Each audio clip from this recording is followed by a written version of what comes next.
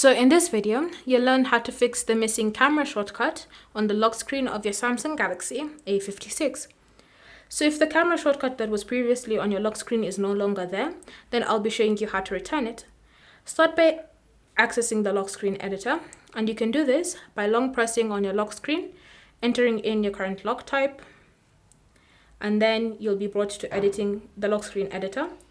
And the second way you can do this is by just navigating to the settings app on your phone. From here, select lock screen and AOD, look for edit lock screen and tap on it, and then you'll still be brought to the lock screen editor. Once you're in the lock screen editor, it's time for you to choose which side you want to put the camera shortcut in. It can be on the left or it can be on the right. And then just tap on the plus icon if it's there. If you already have a shortcut there, just select it as well. And then from here, you want to scroll through the actions until you find camera. And then once you found it, just select it like that, and you can see the camera icon has now appeared. So just tap on done to save and apply the changes. And so now whenever you glance at the lock screen of your Galaxy A56, you should now see the camera shortcut has been returned.